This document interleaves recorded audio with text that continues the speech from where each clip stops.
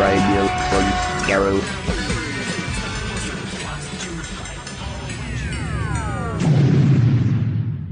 Welcome to another Tin Dog podcast. This time it's a Podcast Alliance interview special. Over the next few weeks, you'll be able to hear some interviews carried out at this year's 2015's Whooverville convention. So once again, thanks to Steve Hatcher for organising Whooverville.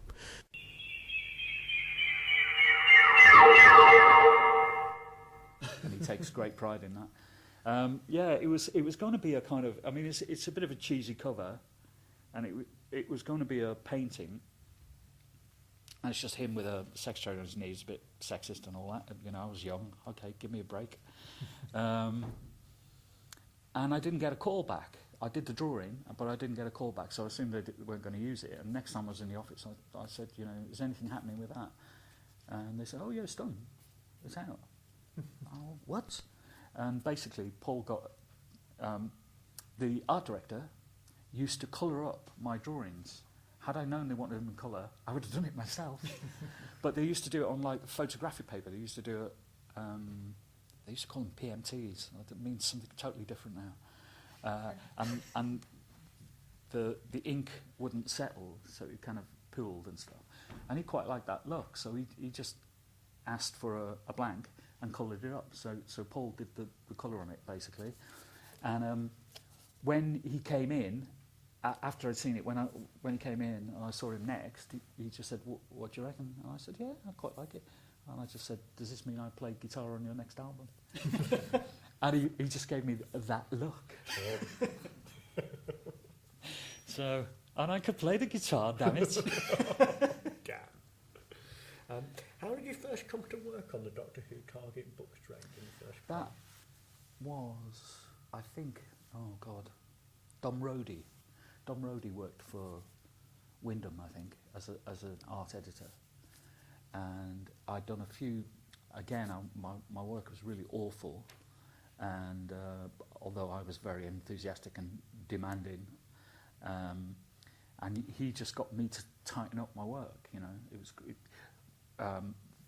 if I sent any samples, it was kind of like very small pictures of big artwork that wasn't very well painted.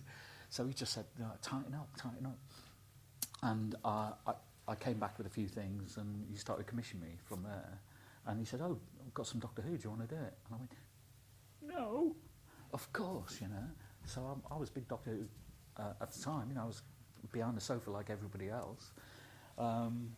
Yeah, so I loved it, and I only did a few covers because I was stupidly, I got bored very quickly and wanted to do other things all the time. So even with albums, I did a few albums and then moved on to something else.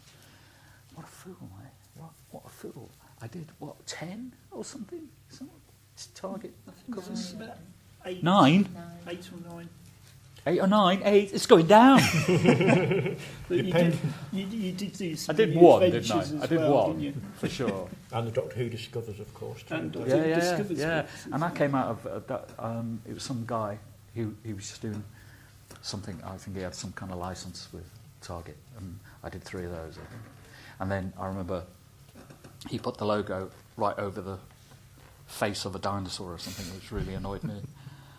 You are the 5th biggest cover artist on Target. Am I? With 10. With 10? Yeah. Wow. That means more than Chris Achilles, surely. Chris Achilles is 3rd with 28. Damn it. You're just behind David McAllister. Okay. And, actually, you're joint 5th with Tony Massaro. I don't know. I've never liked him. So, when you did your book covers... podcast, you can't see my face, can you? No. That's great, good. You can stick your tongue out and everything. Yeah, fantastic. So, when you did your book covers, I mean, what kind of brief did you get for what they wanted on the cover? Or were you given a kind of free hand? Because I'm not really a reader as such, you know, that probably explains a lot. I used to just ask them for a synopsis of the story. So I'd just get a kind of rough idea of what happens. I'd go down to, there was a BBC photo library, which was just like an office with a few drawers, and you rifle through the TV version of that story, and I would just be struck by whatever photos I thought would work. So I kind of designed them as I'm flicking through. I pay them a copyright fee, please, and draw up from there. And generally, they go straight through. They were always kind of, Don would always kind of go with the design and stuff. And I was also weird thing. Norman Rockwell. Someone introduced me to Norman Rockwell's work, and bizarrely, I kept trying to do Norman Rockwell. Hence the circles and stuff. If anyone knows Norman Rockwell stuff, yeah, I can see it now. Yeah, and that was just I was trying to kind of emulate him. I even did it with like albums and stuff as well, and so that was basically it. Go to the get a synopsis, go to the photo library, pick out the pics, pay for them, BBC, okay, and then and then go for it. Do a pencil drawing and go from there. I'm just thinking about the whole process of publishing a book, and you're there as a cover artist, there's the publishers, there's the author. How do you relate to everyone else involved in the process? I know Terence Dix came in a few times, and I got to meet him in the early days, and he would talk through the odd thing, and even give me a bit of feedback on covers, fairly kindly, I'm glad to say. But yeah, basically, it was really just with me and the art editor at the publisher, and then any feedback would normally come from people who read the books, and said, "You've done the wrong Cyberman."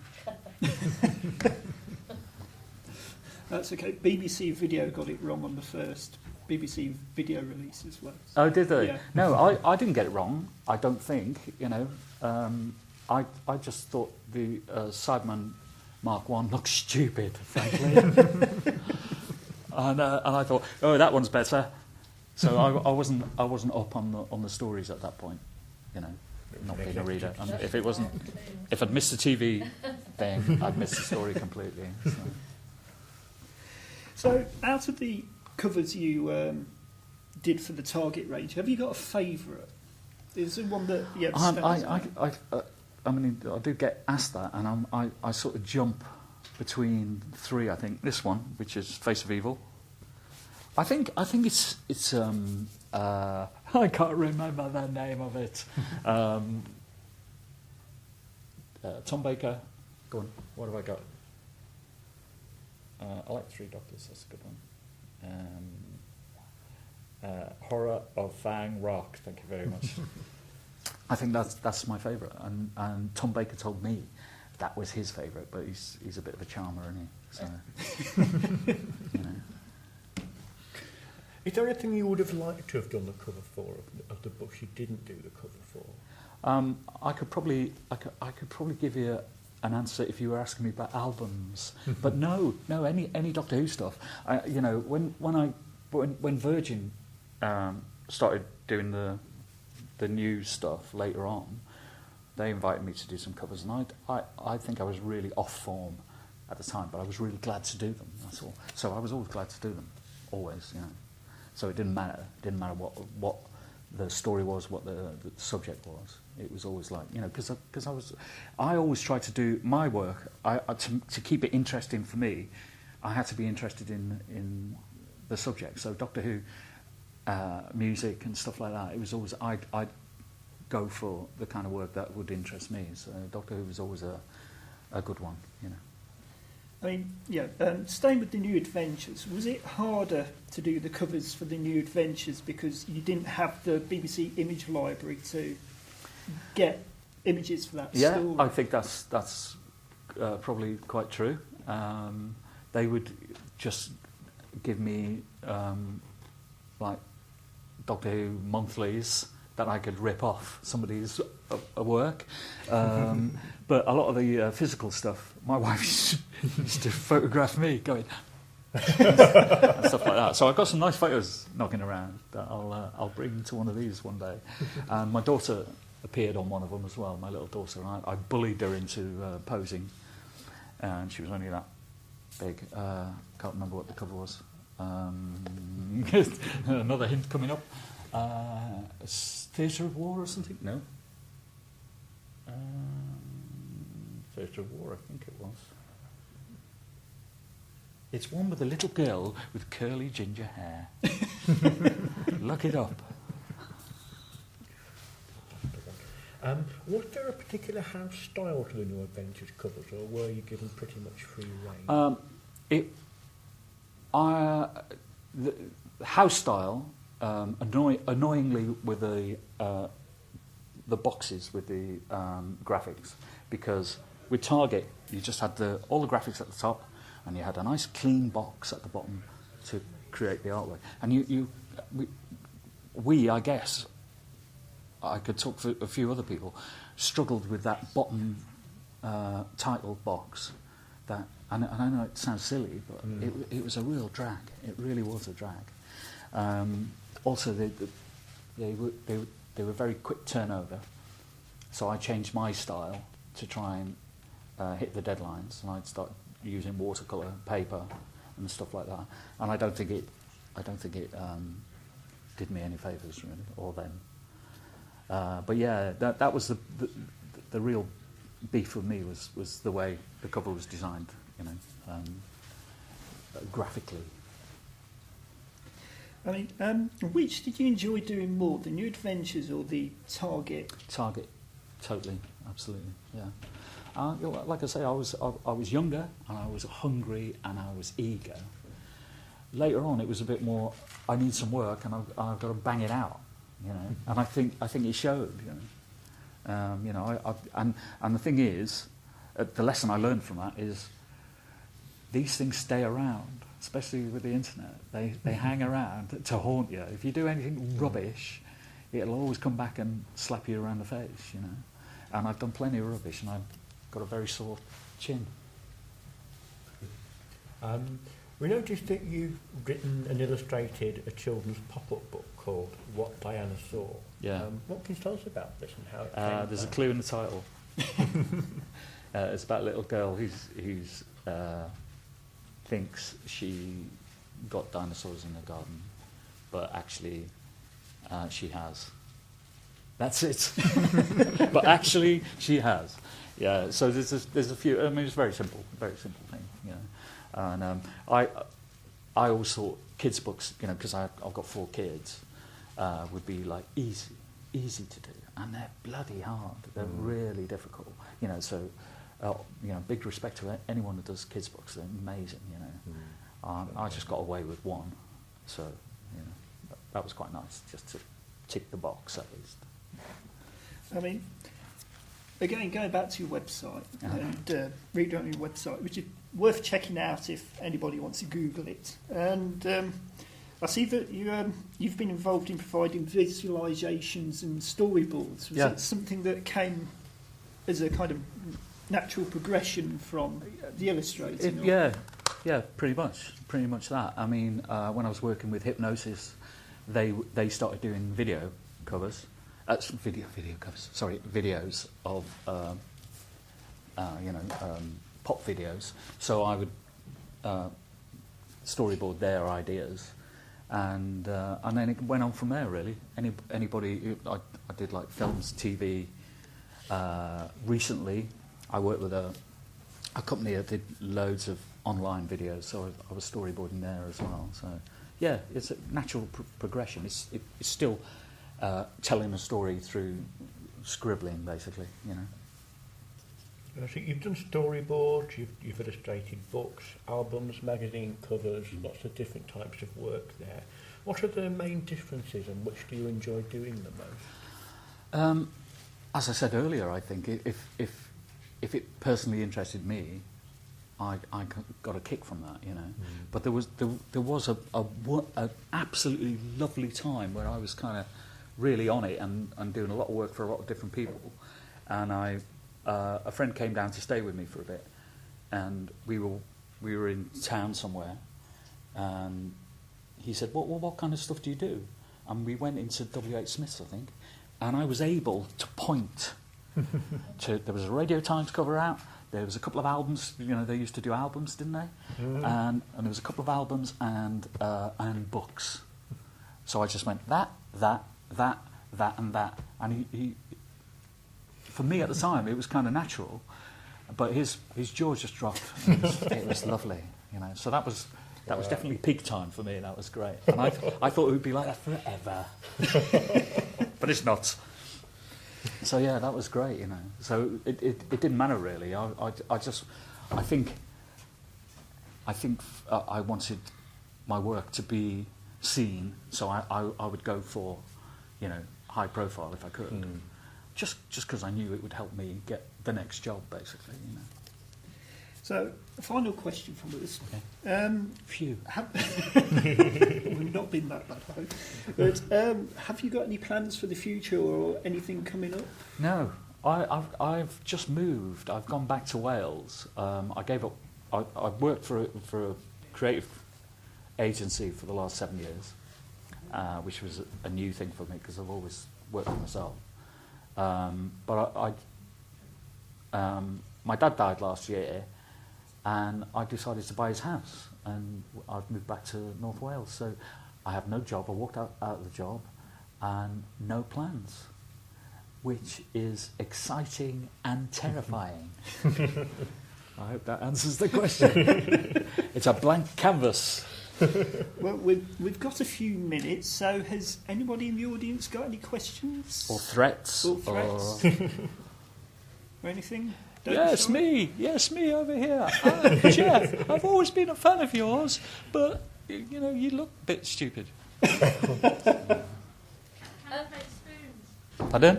You playing spoons. I think I was the singer on that. Oh, it's crooner and spoons. Crooner. Sorry. That's all right. You're forgiven. Yeah, a reenactment of Dimensions. Coming up. I hope so. I only saw one of those videos. Have you got any more? I've got two. Stick them on Facebook. I'm sure the first one was better than the second one. I think I was in good voice. Anyway, that was a heckler at the back, everyone. So you're going to Dimensions then this year? Yeah, I like that one. Derek lets me turn up for that one, and I really like that. Yeah, I've got to know a lot of people up there. I've become friends, you know. So it's a bit of a jolly, really. Yeah, like that. You're at Face of Evil. What media would you use there? Gouache, What? something like that. It was what we used at college. Yeah. And we just let people do that. It's funny. Yeah, and so I stuck with it just because it was what I knew. You still use Gouache? Still use it occasionally. Yeah. So Where did you go to college? I went to the nearest art school to my house, which was a technical college in Connors Quay, North Wales. I think it's Wrexham School of Art now. They've moved. North. But yeah, that was it. I did 3 years there. Most of my friends that were with me went on to do a DIP AD course, and I figured I would get further if I just went and hunted for work. And I did for a bit. But all the ones that went on to the DIP AD did much better than me in the long run. They became teachers. Well, no, I think they just became more canny, really, you know, and more businesslike, you know, where I was just like enjoying the ride and not really keeping an eye on the bank balance, maybe. So you were close to Wales, close to Liverpool there, weren't you? Are you talking about my accent? No, I can't find an accent. Oh, that's good, because I've been down the south a bit. But most people can't hear Welsh. Our part of Wales was quite, it was the top end, bit Liverpool. I'm from Shrewsbury, so yeah. just up a bit. And yeah, you know, the Beatles. I mean, my dad, he managed a band around the Beatles time, and mainly because he had a Bedford van, and he could carry their gear and stuff. But he got them to write their own stuff. He kept saying, "Look at the Beatles, look at the Beatles," and they weren't very talented in that respect, but they did record something. And he went into Brian Epstein's office and stuck their demo in front of him. And he was terrified, apparently. My dad just went in and went, bang, have a listen to that. And never got back, because they were rubbish, basically. But my dad was great, yeah. He was fantastic. Yeah. Any more questions from the audience back there? Hello.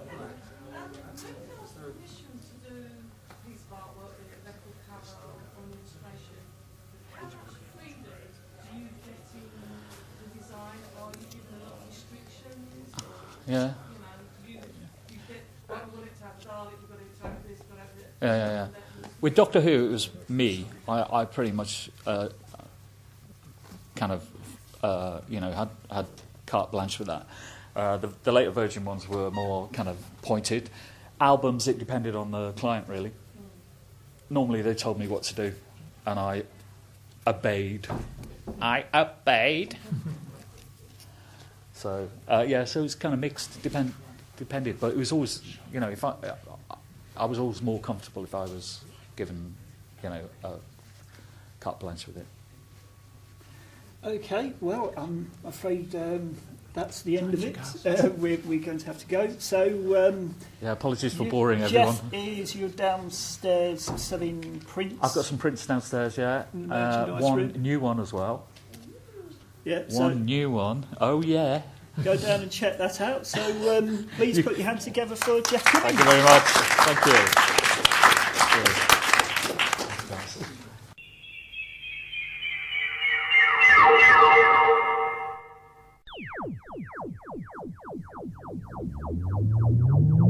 You've been listening to the Doctor Who Tin Dog podcast.